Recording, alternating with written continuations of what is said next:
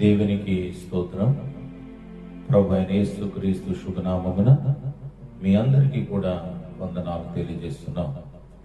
ఈ శుక్రవారపు ఆరాధనలు ఈ రీతిగా మనమందరము ప్రభు నామాన్ని మహిమపరచడానికి ప్రభు ఇచ్చిన కృప కొరకై దేవాది దేవునికి స్తుతి, మహిమ, ఘనత, ప్రభావములు కలుగునుగాక. ప్రార్థన చేసుకుందాం. సర్వశక్తిమంతుడా, సర్వాంతర్యామి, పరిశుద్ధుడా, నీ పరిశుద్ధ నామమును బట్టి వందనాలు, స్తుతులు, స్తోత్రాలు చెల్లిస్తున్నాం. మమ్మలను నడిపించు దేవుడవు. శ్రమలు, కష్టములు, వేదనలు నీవు మాకు ఆదరణగా నిలబడి నడిపించు గొప్ప దేవ, మీకు వందనాలు చెల్లిస్తున్నాం. ఈ రీతిగా నీ నామాన్ని స్తుతించి నీ వాక్యమును ధ్యానం చేసి నీ నడవడిలో నాయన మేము జీవించగలిగే కృపా భాగ్యమును మెండుగా మీరు మాకు అనుగ్రహించి ఈ దిన దీవెనలతో మమ్మలను దీవించమని యేసు పరిశుద్ధ నామమున అడుగుచున్నాము తండ్రి, ఆమేన్. మనందరం కలిసి 260వ పాట నడిపించును నన్ను నడిపించునన్న పాట మనం పాడుకుందాం.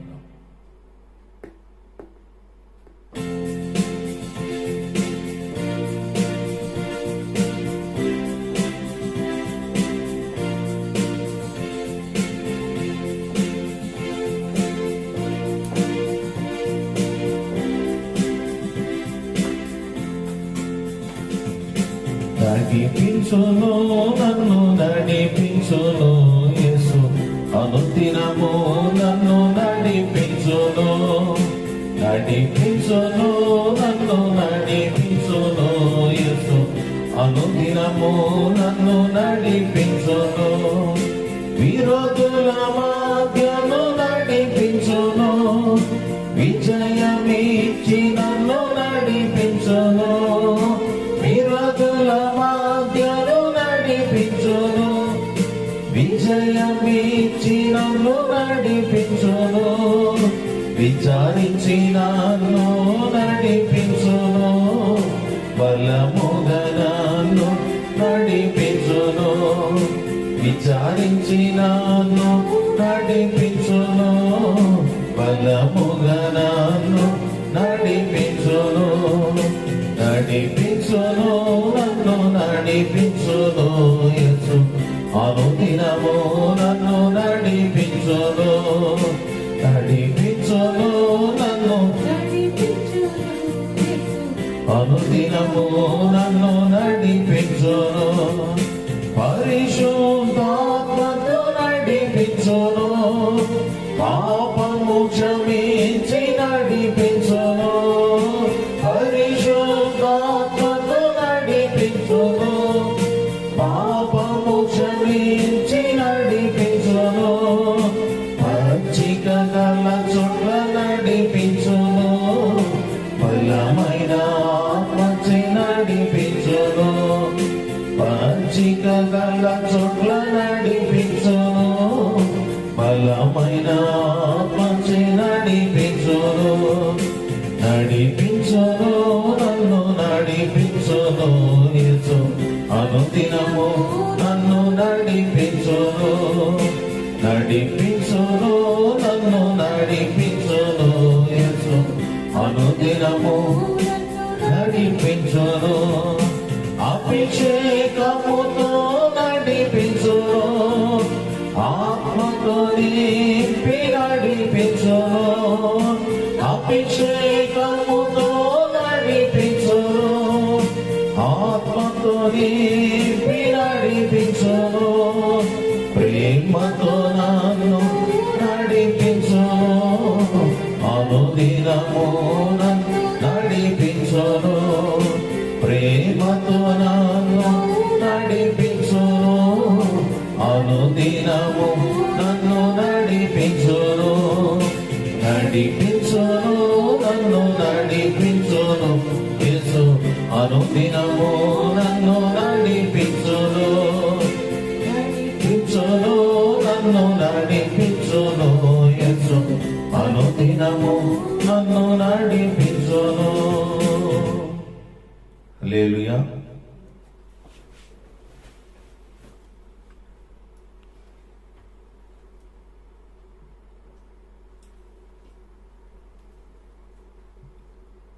ప్రియమైన దేవుని బిడ్డలారా,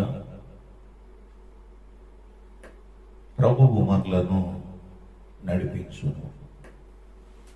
ఆయన ఏ రీతిగా మనలను నడిపించును, ఏ రీతిగా ఆయన మనకు సహకరించును, మనం నడవవలసిన మార్గం, మనము వెళ్ళబోయే మార్గము, తెలియని స్థలానికి కూడా దేవుని యొక్క ఆత్మ చేత ఆయన ఎలాగ మనలను నడిపించును.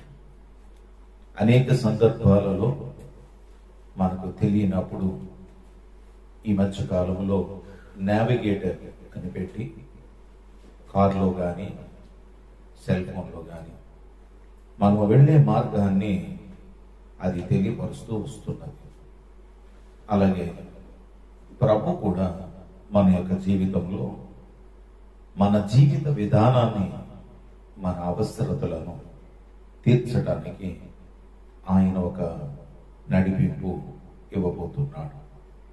ఈ దినము దేవుని యొక్క వాక్యంలో నుంచి ఆయన ఎలాగ మనలను నడిపించును, నడవాలనుకున్న వారికి ఆయన ఏ రీతిగా నడిపించును.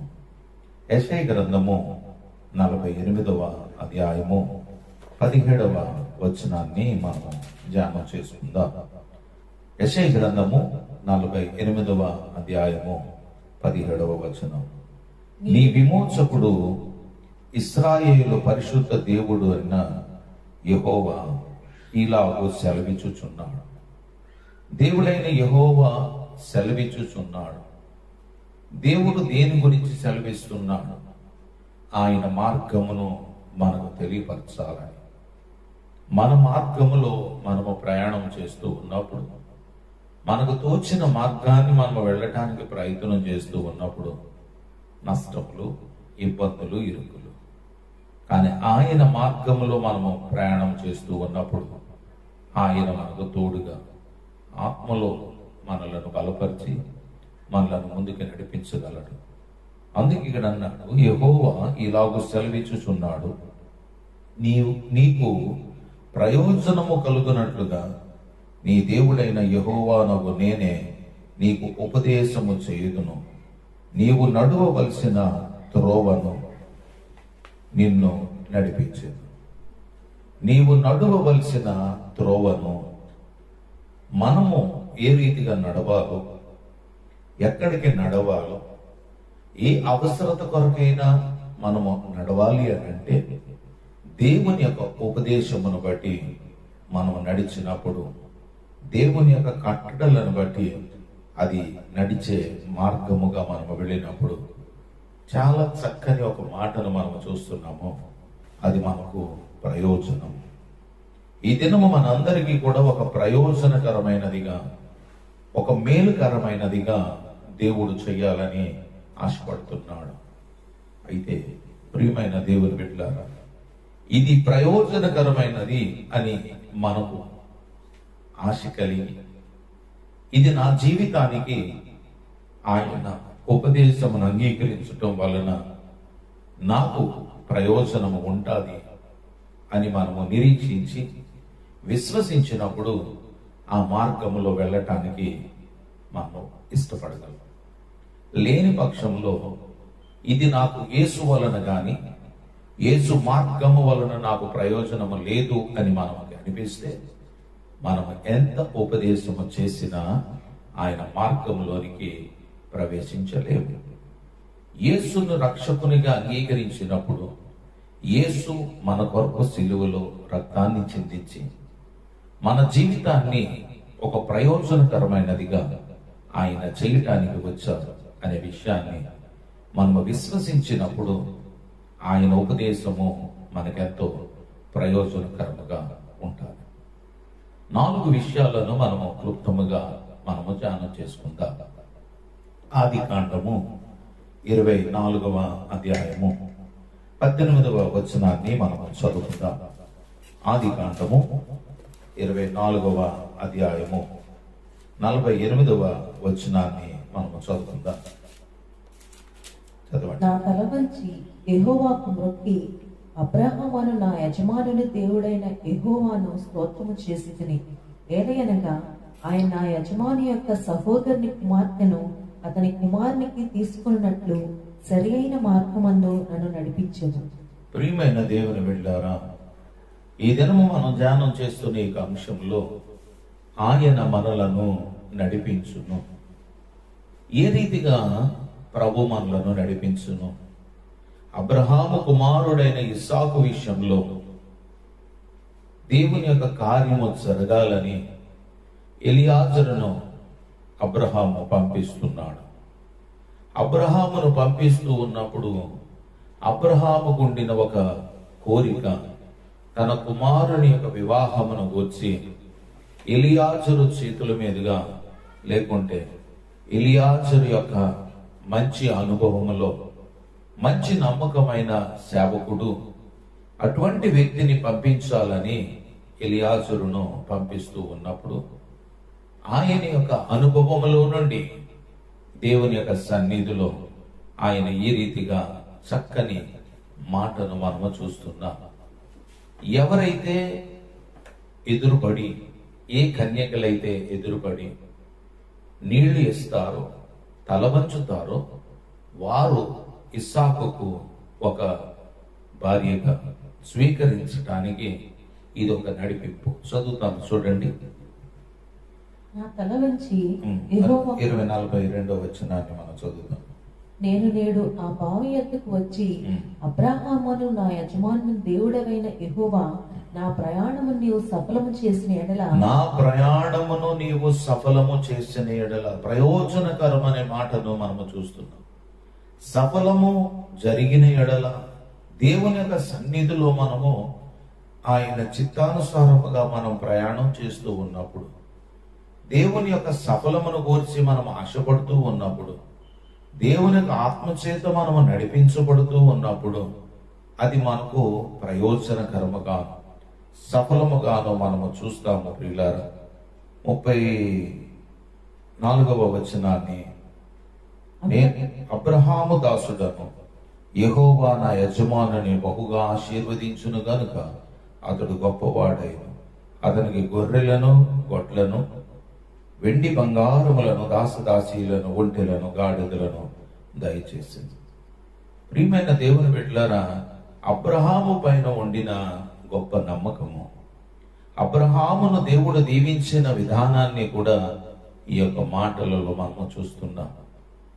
ఒక పనివాడు తన యొక్క యజమానుని గూర్చి అప్పగించిన పనిని నమ్మకముగా చేయటము, అప్పగించిన పని విషయములో దేవుని పైన ఆధారపడి ప్రయాణము చేయటము.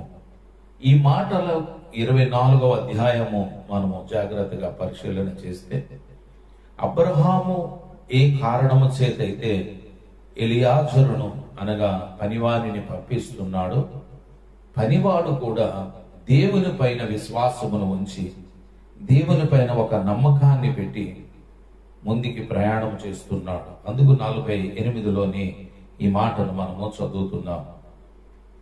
నా తల వంచి యెహోవాకు సరి అయిన మార్గమందు నన్ను నడిపించెను. సరి అయిన మార్గము, ఈ దినము మనము వెళుతున్న మార్గము సరి అయినదా కాదా, సరి అయినదిగా ఉన్నదా లేదా అని ఎప్పుడు మనము దానిని కనుగొనగలము? ఈ మార్గము సరి అయినదా కాదనే విషయాన్ని అబ్రహాము ముందుగానే వివరణ ఇస్తున్నాడు. అబ్రహాము, ఒక చిన్నది నీకు ఎదురుపడతానే, ఒక బావి యొద్దకు నీవు వెళతావు. నిజమే ప్రియులారా, ఈ దినము వివాహాల విషయాలలో సరి అయిన మార్గమును ఎంపిక చేయలేక, సరి అయిన మార్గమును ఎంపిక చేసుకుని లేని పరిస్థితులలో కుటుంబాలు ఎన్నో చిన్నాభిన్నమైపోయే పరిస్థితి, కుటుంబాలు వేదనగా వెళ్ళిపోయే పరిస్థితి, కుటుంబాలు వివాహమైన కొద్ది దినాలకే ముక్కలైపోయి విడాకులకు వెళ్ళి వారి కుటుంబ వ్యవస్థను పాడు చేసుకుంటున్నారు. ఇది దేవుని యొక్క ప్రణాళిక కాదు ప్రియుల. సరి అయిన మార్గమును గురించి మనము చదువుతాము. చూడండి 43వ వచనము. నేను ఈ నీళ్ల బావి యొక్క నిలిచి ఉండగా ఉమ్. నీళ్లు చేదుకొట్టుకు వచ్చిన చిన్నదానితో ఉమ్. నీవు దయచేసి నీ కడవలో నీళ్లు కొంచెం నన్ను త్రాగనిమ్మని చెప్పునప్పుడు ఉమ్. నీవు త్రాగము నీవు త్రాగము నీ ఒంటెలకు నువ్వు చేదిపోయేదునని ఉమ్. ఎవరికి చెప్పునో ఆమెయే నా యజమాని కుమారునికి యెహోవా నియమించిన పిల్లయ్య ఉండును గాకని మనవి చేసుకుంటుని. చూడండి ప్రియులారా, ఎవరు ఏ రీతిగా ఎదురవుతారు, మనము ఎదురయ్యే పరిస్థితులు ఎలాగ ఉండాలి అనే విషయాన్ని దేవుని యొక్క చిత్తమును, దేవుని యొక్క ఉద్దేశములు సరి అయిన మార్గములో ప్రయాణము చేయటం కొరకు స్వార్థపూరితమైన వ్యక్తులుగా కాక మధ్యవర్తులుగా ఉన్నవారు స్వార్థపూరితముగా వారి సొంత లాభముల కొరకు ఎన్నో దాచిపెట్టి వివాహాలు జరిపిస్తున్న ఈ దినాలలో మనము నేర్చుకోవలసిన ఒక అనుభవాన్ని ఈరోజు మనము ధ్యానం చేస్తున్నాం ప్రియులారా.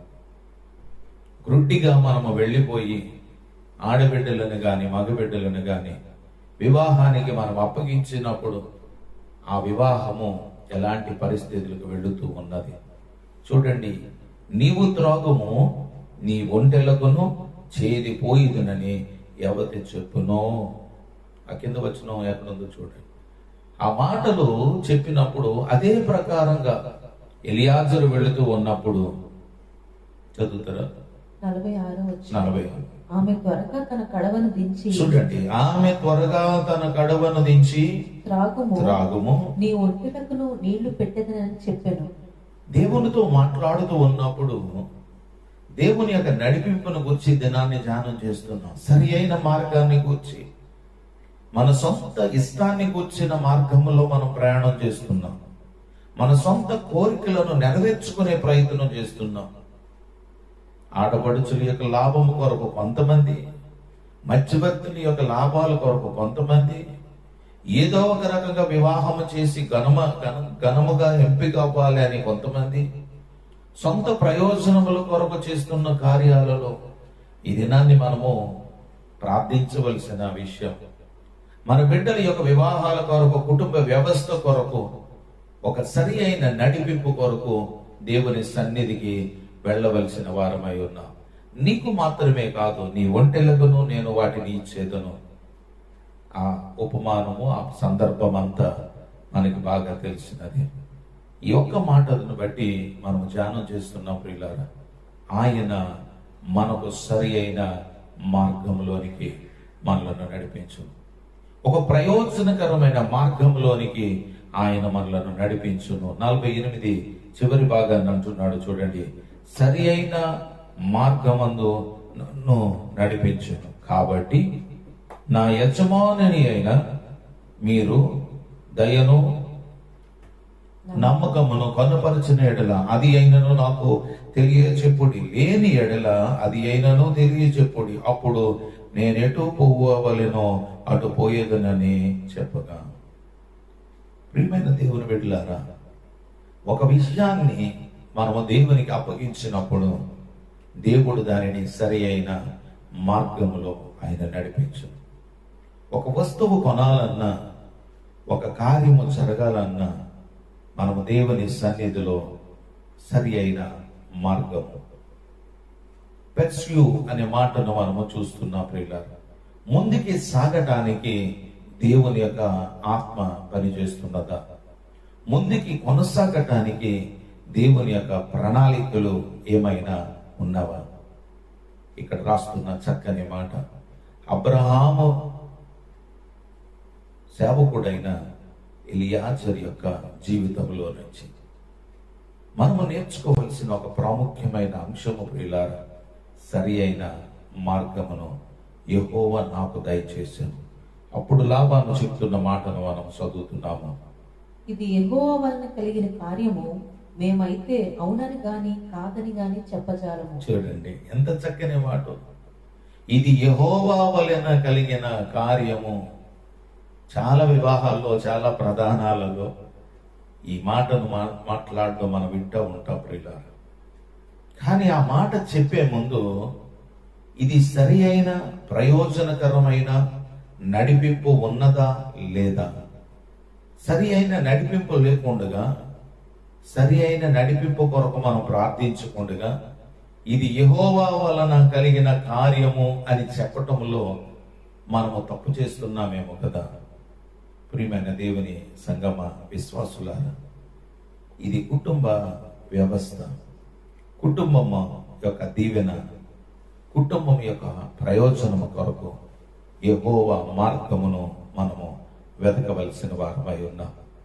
ఆయన ఉపదేశములను మనము వెతకవలసిన వారమై ఉన్నాం. రెండవ భాగంలోనికి రెండవ మాటగా మనము నిత్యము ఆయన నడిపించును. మొదటిది, సరి అయిన మార్గమున మందు నన్ను నడిపించెను. అబ్రహాము ఇంటి వారిని గురించి మనము ధ్యానం చేశాం. రెండవ భాగముగా నిత్యము ఆయన నడిపించును.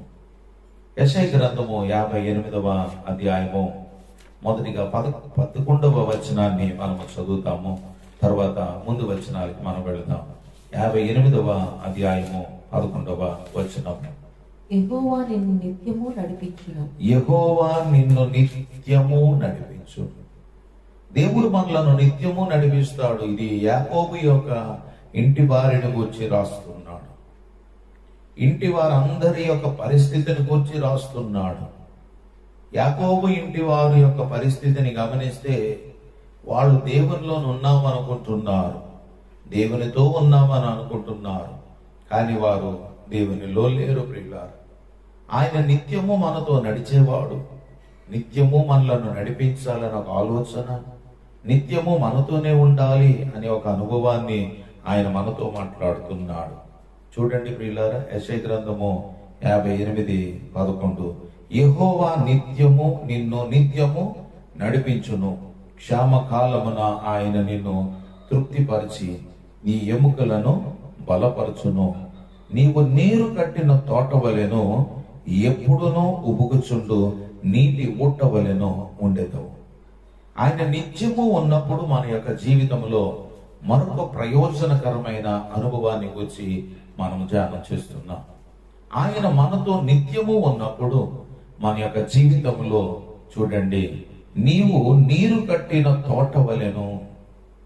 క్షామకాలమందు, కష్టకాలమందు, ఇరుకు, ఇబ్బందులు, సమస్యలు, అలాంటి సందర్భాలలో దేవుడు మనకు తోడుగా ఉంటే ఎంత ధైర్యం అంటారు. దేవుడు మనకు సహాయం చేస్తానని అంటే ఇంకెంత ధైర్యము. చాలా మంది చెప్తారు, చాలాసార్లు మనం కూడా చెప్తాము, అన్నిటికంటే దేవుడి దిక్కు గొప్పది. దేవుడు మనకు దిక్కై ఉన్నాడు. కానీ అబ్రహాము యొక్క కుటుంబాన్ని గురించి మనము ధ్యానం చేస్తూ ఉన్నప్పుడు చూడండి, 2వ వచనాన్ని నుంచి చదువుకుందాం. తమ దేవుని న్యాయ విధిని విడువక నీతిని అనుసరించు యాకోబు ఇంటి వారికి వారి పాపములను తెలియచేయుము. ఇంటి వారికి మొదటిగా మనము గ్రహించవలసిన అనుభవం ఏంటంటే, మన పాపములను గూర్చి మనము తెలుసుకోవలసిన వారమై ఉన్నాం. మన పాప స్థితిని గూర్చి మనము మొదటిగా గ్రహించవలసిన వారమై ఉన్నాం. ఎప్పుడైతే మన యొక్క స్థితిని గూర్చి మనము గమనించగలిగామో, మన ఇంటి యొక్క పరిస్థితులను మనం గమనించగలిగి ఉన్నామో, ఆ పరిస్థితులను బట్టి మనము దేవుని దగ్గరికి వెళ్ళి ఆయన యొక్క నిత్యమైన నడిపింపు కొరకు మనం అడగవలసిన వారమై ఉన్నాం. చూడండి, తమ దేవుని న్యాయ విధిని విడువక నీతిని అనుసరించు వారైనట్లు అనుదినము వారు నా యొద్ద విచారణ చేయుచు నా మార్గములను తెలుసుకున్న నిత్య కనుపరచుదురు. తమకు న్యాయమైన తీర్పులు తీర్చవలెనని వారు అడుగుదురు. దేవుడు తమకు ప్రత్యక్షుడు కావలెనని ఇచ్చయింతురు. దేవుడు ప్రత్యక్షమవ్వాలి. దేవుని కార్యాలు మన జీవితంలో జరగాలి. దేవుని యొక్క ఆత్మ సంబంధమైన అనుభవాలు మన జీవితంలో జరగాలి. వీటన్నిటి యొక్క అనుభవము మనము మొదటిగా మన పాపస్థితిని కూర్చి దేవుని సన్నిధిలో మనము తెలుసుకున్నామా? మన స్థితి దేవుడు మనతో ఉన్నాడు, దేవుడు నన్ను నడిపిస్తున్నాడని చెప్పుకుంటున్నాము. కానీ దేవుని యొక్క సన్నిధిలో మనము దేవుని ఏ రీతిగా వెతుకొచ్చున్నామో ప్రియులారా, వారు చాలా ఉపవాసాలు ఉండే ప్రయత్నం చేస్తున్నాం. మేము ఉపవాసం ఉండగా నీవెందుకు చూడవు? యాకోబు ఇంటి వారు ఉపవాసం ఉంటున్నారు. వారి అవసరతలు తీర్చబడటం కొరకు ఉపవాస ప్రార్థనలు చేస్తున్నారు. మేము మా ప్రాణములను ఆయాసపరచుకొనగా నీవెందుకు లక్ష్య పెట్టవు? నిజమే ప్రియులారా, ఈ దినము దేవుడు ఎందుకు కార్యం చేయలేదని మనలో ఒక ప్రశ్న వస్తూ ఉన్నప్పుడు, మనము దేవుని కార్యము జరగలేదా అని మనలో ఆ ప్రశ్న రాగానే, మనము నిజంగా దేవునిలోనే ఉన్నామా? నిజంగా దేవుని ఉపదేశములను సరి అయిన మార్గముగా మనం ఎంపిక చేసుకుని మనము వాటిని అవలంబించుచున్నామా? వాటి విషయమై మన యొక్క ఉద్దేశములు ఏ రీతిగా ఉన్నవి? ఉపవాసము చేస్తున్నాము, ప్రార్థనలు చేస్తున్నాము, దేవుడు నాకు తోడుగా ఉంటాడని మనం ఎన్నో మాటలు మనం చెబుతున్నాము. కానీ దేవుని యొక్క ఉపదేశములను గురించి తమ దేవుని న్యాయ విధిని విడువక నీతిని అనుసరించు వారైనట్లు అనుదినము వారు నా యొద్ద విచారణ చేయుచూ ఉన్నట్లు కనబడుతున్నారు. ఈ దినము అన్ని చేస్తున్నట్టు కనబడుతూ ఉన్నాం. అన్ని న్యాయ విధులను మనము కలిగి ఉన్నట్లుగా కనబడుతూ ఉన్నాం. ఉదాహరణకు హెల్మెట్ తీసుకుని బండి లోపల ఉంటే ప్రయోజనం ఏమున్నది? చూడండి, హెల్మెట్ డిక్కీలో పెట్టుకోవడం వలన ప్రయోజనం ఏమీ లేదు. కానీ హెల్మెట్ మనం పెట్టుకుని వెళ్ళటం వలన మనకు ధైర్యముగా ముందుకి కొనసాగగలం. దేవుని కట్టడలను మనం అనుసరించినప్పుడు 11వ వచనంలో అందుకే అంటున్నాడు, యెహోవా నిన్ను నిత్యము నడిపించు. ఆయన నిత్యము మనలను నడిపించడం మాత్రమే కాదు, ఆ కింద మాట అంటున్నాడు, క్షామ కాలమున ఆయన నిన్ను తృప్తిపరచి. దేనితో తృప్తిపరుస్తాడు? ఆయన యొక్క మాట చేత, ఆయన వాక్కు చేత. 5వ వచనాన్ని చదువుతున్నాం చూడండి. అట్టి ఉపవాసము నాకు అనుకూలమా? నాటి ఉపవాసము నాకు అనుకూలమా? 3వ వచనములను మనమే వేస్తున్న ప్రశ్న, మేము ఉపవాసం ఉండగా నీవెందుకు చూడవు? మనం వేస్తున్న ప్రశ్నలకు ఆయన అంటున్నాడు, అట్టి ఉపవాసాలు నాకేమైనా ఇష్టమా? దేవునికి ఉపవాసము ప్రార్థన చేయటము మంచిదే, కానీ ఏ రీతిగా మనం ఉపవాసం ఉంటున్నాము? ఏ రీతిగా ఉపవాసాలు ఉండే, దేవా నేను ఇన్ని రోజులు నేను ఉపవాసం ఉంటున్నాను. ఉపవాసం అనగా దేవునితో సహవాసం చేస్తున్నామా? చాలా మంది ఉపవాసము శుక్రవారం నాడు ఉంటారు, కొంతమంది శనివారం ఉంటారు, కొంతమంది వారములో ఆయా దినాలు ఉంటారు. ఇలా ఉపవాసం ఉండి దేవునికి సమీపముగా ఉన్నావా? ఉపవాసం ఉండి ఉద్యోగానికి వెళ్ళావా? ఉపవాసం అని అంటే ఏదో భోజనం మానేయటం ఉపవాసము అని అనుకుంటున్నారు ప్రియులారా. అట్టి ఉపవాసాలు నాకేమైనా ప్రయోజనమా? చదవండి. మనుష్యుడు తన ప్రాణమును బాధపరచుకునవలసిన దినము అట్టిదేనా? ఒకడు జమ్ము వలె తల వంచుకుని గోనె పట్ట కట్టుకుని బూడిద పరుచుకుని కూర్చుండుట ఉపవాసమా? ఇదంటారు ఉపవాసం అంటే. ఇటువంటి ఉపవాసాలన్నీ దేవుడు చూస్తున్నాడు. దేవుని యొక్క సన్నిధికి మనం వెళ్ళకుండగా, దేవుని యొక్క మందిరానికి వెళ్ళి దేవునితో సహవాసము చేయకుండగా, శుక్రవారం నాడు ఉపవాస ప్రార్థన అని అంటే ఉపవాస ప్రార్థనకి రాకుండగా మేము కూడా ఉపవాసం ఇళ్లల్లో ఉంటున్నామండి. ఇళ్లల్లో ఉన్న ఉపవాసం ఉపవాసమేనంటారా? దేవుని యొక్క కట్టడలను విధులను అనుసరించకుండగా, దేవుని యొక్క వాక్యమును వినకుండగా మనము చేస్తున్న ఉపవాసం ఉపవాసమేనా? 6వ వచనం. అట్టి ఉపవాసం యెహోవాకు ప్రీతికరమని మీరు అనుకుందురా? దుర్మార్గులు కట్టిన కట్లను విప్పుటయు చూడండి, ఉపవాసం అంటే ఏంటో రాస్తున్నాడు. దుర్మార్గులు కట్టిన కట్లను విప్పుటయు, కాడిమారు మోకులు తీయుటయు, బాధింపబడిన వారిని విడిపించుటయు, ప్రతి కాడిని విరుగుగొట్టుటయు నేను ఏర్పరచుకున్న ఉపవాసం కదా. యాకోబు యొక్క కుటుంబానికి ఒక వివరణ ఇస్తున్నాడు. మీరు ఉపవాసాలు ఉంటున్నారు, ముమ్మారు ఉపవాసం ఉంటున్నారా? వారం దినాలు ఉపవాసం ఉంటున్నారా? కొంతమంది 30 దినాలు ఉపవాసము, 40 దినాలు ఉపవాసము. ఉపవాసం అని అంటే దేవునితో సహవాసము. ఇలా కనీసం 6 గంటలైనా దేవుని సన్నిధిలో మనము గడిపితే అది ఉపవాసము. మధ్యలోని ఉపవాసం అని పేరుతో బలం కొరకు ఏయో తాగి తిని దేవుని సన్నిధిలో యాకోబు యొక్క కుటుంబానికి ఒక వివరణ ఇస్తున్నాడు. ఉపవాసం యొక్క అవసరత, దాని యొక్క ప్రత్యేకతను గూర్చి ఇక్కడ ఒక వివరణ చూస్తున్నాం. చూడండి, 6వ వచనాన్ని మనం చదువుతాం. దుర్మార్గులు కట్టిన కట్లను విప్పుటయు, కాడిమాను మోకులు తీయుటయు, బాధింపబడిన వారిని విడిపించుటయు, ప్రతి కాడిని విరుగగొట్టుటయు నేను నేర్పరచుకొనిన ఉపవాసము కదా. దేవుడు ఏర్పాటు చేసుకొనిన ఉపవాసము ప్రియులారా, దైవ సంబంధమైన ఉపవాసం ఇది. ఇదే మనకు ప్రయోజనకరమైన ఉపవాసం. ఇటువంటి ఉపవాసములు మనం చేస్తూ ఉన్నప్పుడు మన వ్యవస్థ, కుటుంబం, యాకోబు యొక్క కుటుంబానికి ఒక దీవెన కలుగుచూ ఉన్నది. ఈ దినము మన జీవితంలో కూడా అటువంటి ఉపవాసములు, దేవునికి ఇష్టమైన ఉపవాసములు, దేవుని యొక్క ఉపదేశమును అంగీకరించిన ఉపవాసము, దేవుని మాట 2వ మాట ప్రకారముగా తన దేవుని న్యాయ విధిని విడువక, ఇది ప్రయోజనకరమైన మాటలు ప్రియులారా. 11వ వచనాన్ని మనం మరొకసారి చదువుతాము. యెహోవా నిన్ను నిత్యము నడిపించును. ఆయన నిన్ను నిత్యము నడిపించును. క్షామకాలమున ఆయన నిన్ను తృప్తిపరచును. చూడండి, అక్కడ నిన్ను నడిపించడం మాత్రమే కాదు, నిన్ను నడిపిస్తూ ఉన్నప్పుడు నీకు ప్రయోజనకరముగా ఉంటది. అందులో అంటున్నాం ఒక చక్కని మాట, తృప్తిపరచును. యేసుతో నీవు ప్రయాణం చేస్తూ ఉన్నప్పుడు ఒక తృప్తి నీలోనికి వస్తా.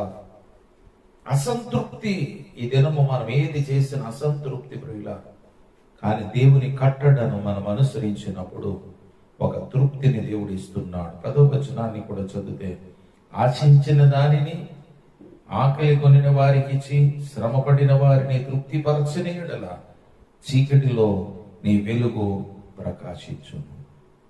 దేవుని యొక్క కార్యాలను గురించి మనం ధ్యానం చేస్తూ ఉన్నప్పుడు ఆయన మనలను ఎలా నడిపించును, ఆయన తృప్తిపరిచి మనలను నడిపించును. తర్వాత నీవు నీరు కట్టిన తోట వలెను. ఒక సమృద్ధిని దేవుడు ఇస్తున్నాడు ప్రియులారా. ఇట్టి గొప్ప సమృద్ధి అయిన అనుభవము మనం కలిగి ఉండవలసిన వారమై ఉన్నాం. ఇది దేవుని యొక్క నడిపింపు. అందుకే అంటున్నాడు, ఆయన నిత్యము నిన్ను నడిపించు. నీరు కట్టిన తోట వలెను,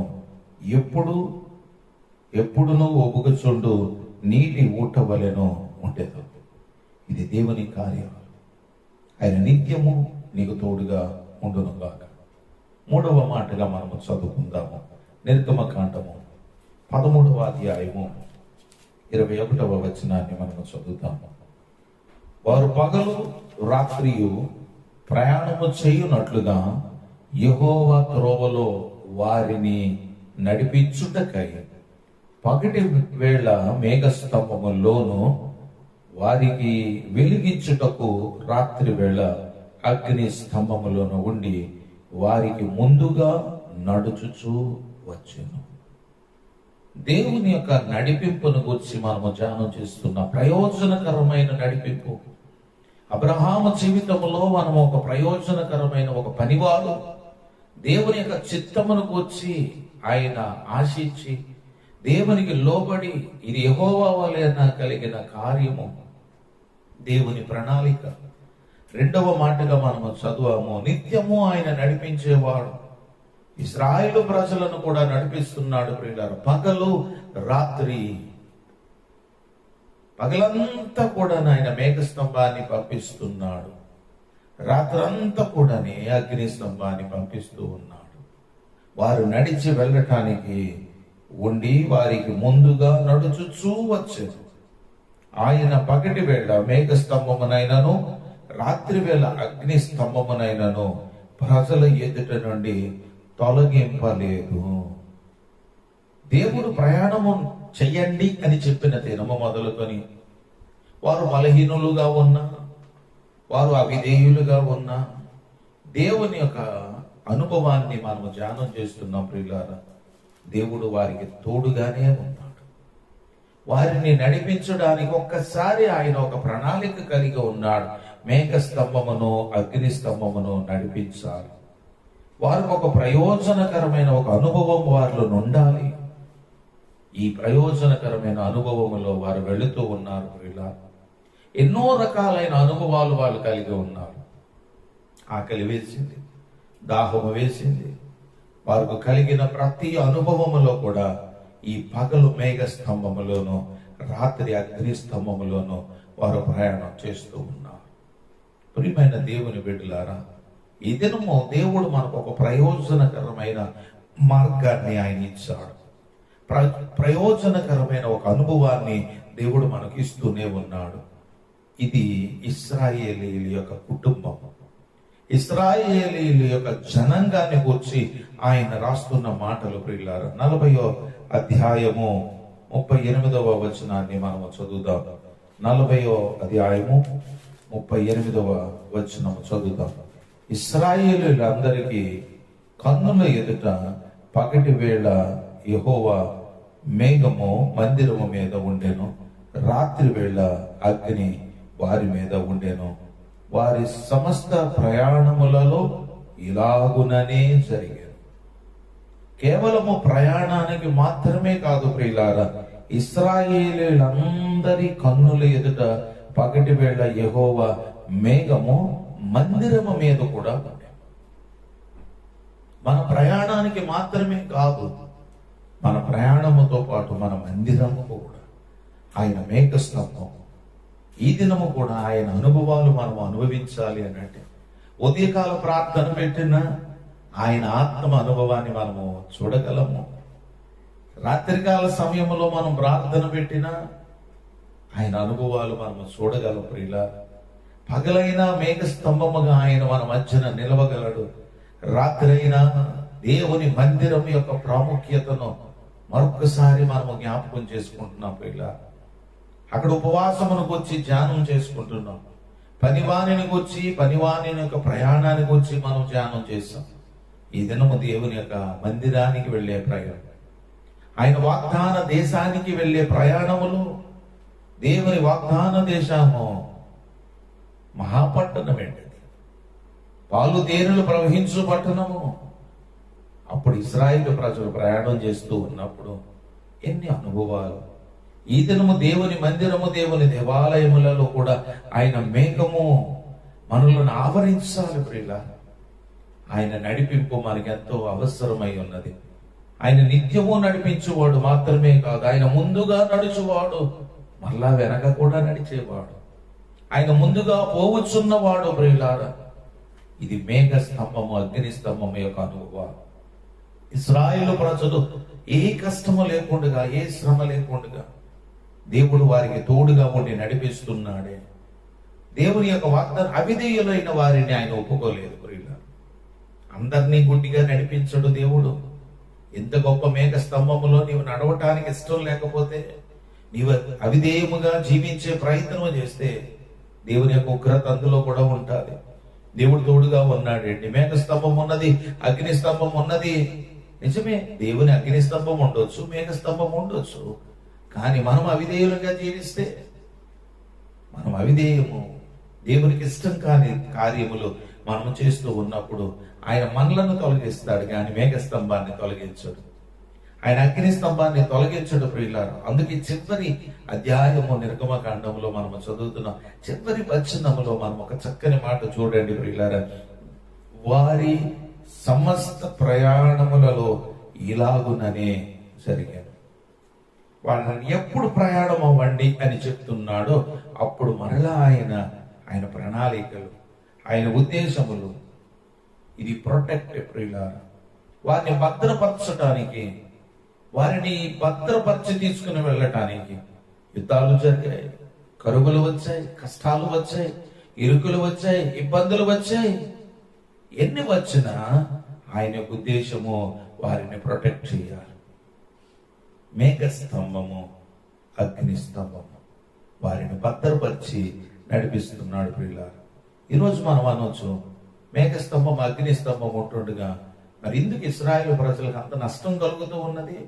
వారి సనుగుడు. ప్రియులారా, వారి అవిధేయత, దేవుని యొక్క కట్టడలను విధులను అనుసరించకుండా వారు ఉండాలని ఒక ఆలోచన, నడిపించు నాయకుడి పైన వ్యతిరేకమైన భావన, నడిపించు దేవుడా ఏమాయను, మోషే ఏమాయను, మాకు సంబంధం ఏమున్నది, మా మట్టుకు మేము ప్రయాణం చేస్తాం, మా మట్టుకు మాకు నాయకుడు కావాలి. చూడండి ప్రియులారా, ఎలాంటి వ్యతిరేకమైన భావం వారిలోని పనిచేస్తూ ఉన్నారు. ఇది మన యొక్క జీవితంలో కూడా చాలా నష్టాన్ని మనం కలిగి ఉండటానికి గల కారణము దేవుని యొక్క విధేయత, దేవుని యొక్క ఆత్మ సంబంధమైన నడిపింపుకు మనము దూరముగా ప్రయాణం చేస్తున్నాం. దేవుని వాక్యానికి దూరంగా ప్రయాణం చేస్తున్నాం. సనుగులు సేవకుల పైన సనుగుచున్నారు ప్రియులారా. దేవుని మందిరానికే వస్తున్నారు, కానీ దేవుని సేవకుల పైన, వాక్యము చెప్తున్న సేవకులు కొద్ది నిమిషాలు ఎక్కువైతే సనుగులు ప్రియులారా. దేవుని మాటను వినటానికి ఇష్టత లేక, ఇప్పుడు సెల్ ఫోన్లు వచ్చిన తర్వాత దేవుని వాక్యం చెప్తూ ఉన్నప్పుడు కూడా సెల్ ఫోన్ చూస్తూ ఆటలాడుకుంటున్న వారు, యవనస్తులైన బిడ్డలు, దేవునికి వ్యతిరేకంగా మనం ప్రయాణం చేయటం లేదా? మేఘ స్తంభములోనే ఉన్నాము, అగ్ని స్తంభములోనే ఉన్నాము, ప్రయాణములోనే ఉన్నాము. పరమకణానికి వెళ్లే ప్రయాణమే మనది, దేవుని నిత్య రాజ్యానికి వెళ్లే ప్రయాణమే కావచ్చు. కానీ మనం చేస్తున్న క్రియలు సమస్తమును ఆయన పరిశీలన చేస్తున్నాడు, హెచ్చరిక ఇస్తున్నాడు. ఇదను ఆయన ఇచ్చిన హెచ్చరిక మనం స్వీకరించినప్పుడు ఆయన మనలను ఒక ప్రయోజనకరమైన ప్రయాణము, ప్రయోజనకరమైన ఒక జీవితంగా ఆయన మనలను దీవిస్తాడు. ఇక చివరిగా ఒక మాటను మనము చదువుకుని మనము ముగించుకుందాం. కీర్తనల గ్రంథము 27వ కీర్తన 11వ వచనాన్ని మనము చదువుకుందాం. 27వ సంకీర్తన 11వ వచనము. యెహోవా నీ మార్గము నాకు బోధింపుము, నీ మార్గమును నాకు బోధింపుము. దేవా నీ మార్గము నాకు దేవుని మార్గము మనకు బోధ చేయబడాలి. నా కొరకు పొంచిన వారిని చూచి సరళమైన మార్గమున నన్ను నడిపించు. అడగండి దేవుని. మన మార్గము మనకు తెలుసు, ఏ మార్గాన్ని మనం వెళుతున్నామో, ఎలాంటి మార్గాన్ని మనం ప్రయాణం చేస్తున్నామో మనకు బాగా తెలుసు ప్రియులారా. అది సరళమైన మార్గమా, సరి అయిన మార్గమేనా మనం వెళుతున్న మార్గము? మన తల్లిదండ్రులకు ఇష్టమైన మార్గంలోనే మనం వెళుతున్నామా? తల్లిదండ్రులకు వ్యతిరేకమైన మార్గంలో మనం ప్రయాణం చేస్తూ దేవుని యొక్క సన్నిధికి వచ్చి కూడా, దేవుని యొక్క అనుభవాలు కలిగి ఉండి కూడా ఇంకా తల్లిదండ్రులకు విధేయులుగా, తల్లిదండ్రులకు మాటకు దూరముగా ప్రయాణం చేస్తూ ఉన్నామా? చూద్దాం 2 వచనాలు. కీర్తన గ్రంథము 31వ కీర్తన 3వ వచనాన్ని చదువుదాం.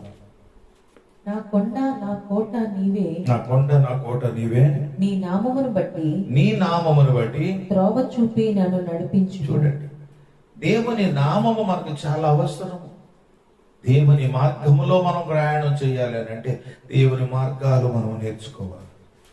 ఎప్పుడైతే దేవుని మార్గాన్ని మనం నేర్చుకుంటున్నామో, దేవుని నామాన్ని బట్టి మనం ప్రయాణం చేస్తూ ఉన్నామో, పరిశుద్ధాత్మ దేవుడు మనలను బలపరుస్తాడు. దేవుని ఆత్మ మనలను నడిపిస్తూ ఉంటుంది ప్రియులారా. ఆయన మేఘ స్తంభము, అగ్ని స్తంభము, ఆయన దూతలను మనకు కావలిగా వచ్చి మనలను సరళమైన మార్గము, దానినే పీస్ అనే మాటను మనం చదువుతాం. ఏ పీస్ఫుల్ వే దేవుడు ఇస్తాడు ప్రియులారా. మనము ఈ సరళమైన మార్గము లేక కలవరము, కష్టాలు, వేదనలు, మన జీవిత ప్రయాణము చాలా కష్టమైన ప్రయాణముగా మారిపోయింది. దానికి గల కారణము దేవుని నామము, దేవుని యొక్క ఆత్మ లేకపోవటమే, దేవుని యొక్క మార్గములో మనము జీవించలేకపోవటమే, తల్లిదండ్రులు చెప్పిన ఉపదేశమును మనం అంగీకరించకపోవటము వలన. కీర్తనల గ్రంథము 23వ కీర్తన మనందరికీ చిన్నప్పటి నుంచి నేర్చుకునే కీర్తనే ప్రియులారా. మొదటి 2 వచనాలు మనము చదువుతాము. యెహోవా నా కాపరి, నాకు లేమి కలుగదు. పచ్చిక గల చోట్లను ఆయన నన్ను పరుండు చేయుచున్నాడు. శాంతికరమైన జలముల యొద్ద నన్ను నడిపించుచున్నాడు. అందుకే ఇందాక చక్కని పాట ఒకటి పాడాము, నడిపించును నన్ను నడిపించును. ఆయన నామమును బట్టి మనం ప్రయాణం చేస్తూ ఉన్నప్పుడు, ఆయన నామములో మనం ప్రయాణం చేసే ప్రయత్నం చేస్తూ ఉన్నప్పుడు ఆయనే తోడుగా ఉంటాడు. ప్రియులారా, ఎలియాజరు దేవుని నామమును బట్టి అబ్రహాము యొక్క మరి పనివానిగా, నమ్మకమైన పనివానిగా దేవుని నామాన్ని బట్టి వెళుతూ ఉన్నప్పుడు దేవుడు ఆయనకు ఒక కార్యము చేశాడు. ఇది యెహోవా వలన కలిగిన కార్యముగా దేవుడు చేశాడు. యాకోబు యొక్క కుటుంబాన్ని గురించి మనం ధ్యానం చేస్తూ ఉన్నప్పుడు వారి యొక్క జీవితంలో వారు ఏదో మంచి ఉపవాసం చేస్తున్నాం, మేమేదో భక్తి చేస్తున్నాం అని వారు అనుకున్నారు. కానీ దేవుని మార్గము తెలియచేసిన తరువాత అది దేవుని యొక్క సన్నిధిలో నిత్యము ఆయన నడిపించే మార్గముగా, మేలుకరమైన మార్గముగా ఆయన చేస్తున్నాడు. మూడవ భాగముగా మనం చదువుకున్నాం ప్రియులారా, ముందుగా ఆయన నడిచే మార్గం. ముందుగా మనకి ఏం అవసరమో ఆయనకి తెలుసు ప్రియులారా. ముందుగా మనం ఆయనకి చెప్పినప్పుడు ఆయన సిద్ధపరుస్తాడు. ఏ వస్తువు కొనాలన్నా, ఏది కావాలన్నా ఆయన సమస్తమును సిద్ధపరిచి మనకు అనుగ్రహించగలడు. నీతిమంతుని కలిగినది కొంచెమైనను అది అభివృద్ధిగా చేస్తాడు. ఇక చివరిగా మనం చదువుతున్న మాట, ఆయన ఎంత చక్కని మార్గాన్ని ఇస్తున్నాడు చూడండి ప్రియులారా. సరళమైన మార్గములోనికి మనలను నడిపించి, ఆయన కాపరిగా మనలను నడిపించి, అందుకే చివరి మాట అంటున్నాడు చూడండి, శాంతికరమైన జలముల యొద్ద ఆయన నన్ను నడిపించు. శాంతికరమైన జలములలోనికి ఆయన మనలను నడిపిస్తూ ఉన్నాడు. కాబట్టి ఈ దినము దేవుని యొక్క మార్గములో యెషయా గ్రంథము చివరికి ఆ మాట చదువుతాం చూడండి. 48వ అధ్యాయము 17వ వచనాన్ని మనము చదువుతున్నాం. 48వ అధ్యాయము యెషయా గ్రంథము చదువు. నీ విమోచకుడును ఇశ్రాయేలు పరిశుద్ధ దేవుడునైన యెహోవా ఇలాగ సెలవిచ్చుచున్నాడు, నీకు ప్రయోజనము కలుగునట్లు. నీకు ప్రయోజనం చూడండి, ఆయన సెలవిచ్చిన మాట ప్రకారముగా నీకు ప్రయోజనము కలుగునట్లుగా నీ దేవుడినైన యెహోవానగు నేను నీకు ఉపదేశము చేయుదును, నీవు నడవలసిన త్రోవను నేను నడిపిస్తాను. అందుకే ఆయన నడిపించును, మనలను నడిపించు. ఎప్పుడు ఆయన మనకు తోడుగా ఉంటాడు. దేవుని యొక్క సన్నిధి మీకు తోడుగా ఉండునుగా. మీ ప్రతి అవసరతలో ఆయన తోడు ఉండునుగా. ఆయన నామాన్ని బట్టి వెళదాం. ఆయనను కాపరిగా పెట్టుకుని మనం వెళదాం. ఆయన మేక స్తంభము, అగ్ని స్తంభము మన మందిరాల పైన, మన కుటుంబాలు, మన జీవితానికి ఆయన తోడుగా ఉండి నడిపించునుగాక. ఆమేన్. ప్రార్థన చేసుకుందాం. మహోన్నతుడైన దేవ, పరిశుద్ధుడా, సరళమైన మార్గంలోనికి మమ్మల్ని నడిపించి మాకు ముందుగా నీవు వెళ్ళొచ్చు, మెట్టగానున్న స్థలములను నీవు సరళము చేసే దేవునిగా, నిత్యము నీవు మాకు తోడుగానే ఉండే దేవుడు, నీవు మా కొరకైన దేవుడు నాయన. మమ్మలను నీ పోలికగా పుట్టించి, నీ పోలికగా మమ్మలను ఆశీర్వదించి, నీ స్వారూప్యములోనికి మేము మార్చబడాలని నీ ప్రసన్నత మాకు దయచేసి మా జీవితాలలో పరిశుద్ధతను, మా జీవితాలలో నీ వాక్యమును, నీ ఆజ్ఞలను, నీ కట్టడలను నీవు మాకు బోధించి నడిపించుచున్న గొప్ప దేవ, మీకే వందనాలు. నీ కట్టడలను విడిచి మేము తిరుగువారముగా కాక ఆత్మచేత మేము నడిపించబడువారముగా, దేవుని యొక్క కృపను మేము పొందువారముగా మమ్మల్ని దీవించండి.